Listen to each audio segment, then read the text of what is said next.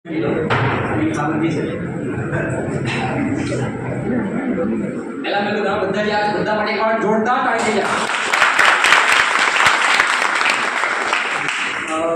મધ્યે ઉગી નીકળેલી પ્રકૃતિની ગોદમાં સીબી પટેલ આર્ટ્સ કોલેજ પરિવાર તથા અજ્ઞાનરૂપી જ્ઞાનને દૂર કરી જ્ઞાન પૂન પાછળના સતત મન બનતા અધ્યાપકશ્રીઓ તથા અહીંયાથી જે લાઈફ સ્કિલ શીખી ગયા છે એવા ભારતની ભાવિ સંપદા સ્વરૂપ વિદ્યાર્થી ભાઈઓ અને બહેનો 2014ની અંદર ગુજરાતી વિષય સાથે ગ્રેજ્યુએટ થયેલા ચિરાગ શર્માના સત્સંગ અંદર મિત્રો સૌથી પહેલાં વાત કરું કે આ કોલેજમાં જ્યારે મારે આવવાનું થયું ત્યારે મને એડમિશન નહોતું મળ્યું.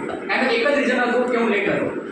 પણ એક કલ્પનાબેનની જે દયા કહેવાય કે મેડમ મને મળ્યા પછી મને વાત કરી કે ભાઈ તમે લેટ છો. પછી મેડમને વાત કરી મેડમ મારે ભણવું છે અને મેડમે મને કીધું 4 દિવસ પછી આવજો. 4 દિવસ પછી આવ્યો, કંઈ પણ કરી મને એડમિશન મળ્યું. એડમિશન મળ્યા પછીની વાત તમને કરું કે હું જ્યારે કોલેજમાં એન્ટર થયો ત્યારની વાત છે. એ સમયે જે આપણે એન્ટ્રી ગેટ કરીએ છીએ જે પાર્કિંગ છે જે પહેલાં સર હોલ હતી અને ખાલી પાર્કિંગ હતું. બીજું જે આખો રોડ છે અત્યારે એકદમ આરસીસી અપ ટુ ડેટ છે એ પહેલાં નહોતો અને અત્યારે જે એન્ટ્રી ગેટ છે એ પહેલાં નહોતો. તો મિત્રો ઘણું બધું અહીંયા આગળ એડિશન જોવા મળી રહ્યું છે. બીજી એક વસ્તુ સ્ટાફ રૂમ બધું જોયું અને હવે જ્યારે 12 વર્ષ પછી જ્યારે પાછો અહીંયા આવ્યો છું ત્યારે મને લાગે છે કે પ્રયાગરાજની અંદર પાછો આવી ગયો છે. એટલા માટે પ્રયાગરાજ શબ્દ ઉચ્ચવું છું કે મિત્રો બહારના માર્કેટની અંદર કંઈક અલગ છું. મારા મમ્મીએ સવારે મને પૂછ્યું આટલો વહેલો ક્યાં જાય છે એટલે મેં એક વસ્તુ કીધું મમ્મી પ્રયાગરાજ જઉં છું. કારણ કે સામાનની જરૂર સામાન ત્યાંથી આપે છે. અહીંયા આગળ જ્યારે સવારે આવ્યો સૌથી પહેલાં 9:30 વાગે આવ્યો કારણ કે મેડમનો મેસેજ હતો કે તમે આવો આખી આપણી સંસ્થાને નિહાળો. એટલા માટે હું સૌથી વહેલો આવી ગયો હતો. આવ્યા પછી મેં અહીંયા રોડ રસ્તા આપણું બધું જ જોયું. અહીંની જો વાત કરું તો પહેલા દિવસથી આજ સુધી સીબી પટેલ આર્ટ્સ કોલેજનું લાજવાબ મેનેજમેન્ટ છે સાહેબ. મેનેજમેન્ટની જો તમને વાત કરું કે એડમિશન પ્રક્રિયા હોય, પરીક્ષા પ્રક્રિયા હોય કે વિદ્યાર્થી સાથે કોઈને પણ વાત કરવાનું હોય, ગમે તેટલા મોજા ગજાના અધ્યાપકશ્રીઓ હોય અને કોઈ પણ વિષયનો વિદ્યાર્થી હોય તો કોઈ પણ અધ્યાપક કોઈ પણ વિદ્યાર્થી જોડે દિલથી વાત કરે છે. પહેલા દિવસથી મેં જોયું છે. આ મેનેજમેન્ટ છે આ કોલેજનું. બીજી વસ્તુની વાત કરું કે સમગ્ર અધ્યાપકગણ જે સ્ટાફ છે એ વેલ ક્વોલિફાઈડ છે. જે અધ્યાપક બનવા માટે જે ગુણ જોઈતા હોય, જે સર્ટિફિકેટ જોઈતા હોય, વેલ એજ્યુકેટેડ અધ્યાપક ગણ અહીંયા આગળ છે.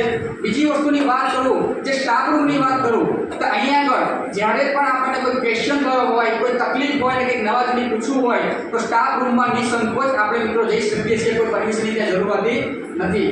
ત્રીજી વસ્તુની વાત કરું કે કુબેરના ધન આગળ પણ ઝાંખવો પડે એવો ખજાનો સીબી પટેલમાં છે લાઇબ્રેરી. આ લાઇબ્રેરીમાં પહેલા દિવસે હું ગયો હતો જ્યારે કોલેજમાં આવ્યો ત્યારે આજે પણ ગયો. મારું હૃદય ગજગજ ખુલી ગયું અને મેં મારા સ્ટોરીમાં પણ આજે એડ કર્યું છે અને લખ્યું પણ છે કે આ લાઇબ્રેરી એટલી સમૃદ્ધ છે. હું અત્યારે સરદાર પટેલ યુનિવર્સિટીની અંદર સ્ટડી કરાઈ રહ્યો છું પણ અહીંયા આગળ જ્યારે લાઇબ્રેરીમાં આવું છું ને ત્યારે મને કંઈક નવું જાણવા જોવા મળે છે. બીજી વસ્તુની વાત કરું કે 2 ઓક્ટોબર એટલે સ્વચ્છતા અભિયાન. પણ મિત્રો સીબી પટેલ કોલેજે એવું બીડું ઝડપ્યું છે કે માત્ર 2 ઓક્ટોબરે સ્વચ્છતા અભિયાન તો કરવું જ પણ દરરોજના દરરોજ આંતરિક સ્વચ્છતા અભિયાન તો કરતું હોય તો એક જ કોલેજ છે સીબી પટેલ આર્ટ્સ કોલેજ. મિત્રો આ કોલેજની વાત કરું કે પ્રકૃતિની ગોદમાં ખીલેલી છે. તમે જ્યાં પણ જુઓ સ્વચ્છતા જોવા મળી રહી છે. અહીંયા ગાર્ડન પણ જોવા મળી રહ્યું છે અને ક્લાસરૂમની વાત કરું તો જ્યારે પણ તમે ક્લાસરૂમમાં આવો તો પહેલા દિવસથી આજ સુધી ક્લાસરૂમ એકદમ સ્વચ્છ હોય છે. બેસવાની જગ્યા પણ સ્વચ્છ હોય છે. અહીંયા લાઇટ અને સાઉન્ડ પણ પહેલા દિવસથી આજ સુધી મિત્રો જોવા મળી રહ્યા છે.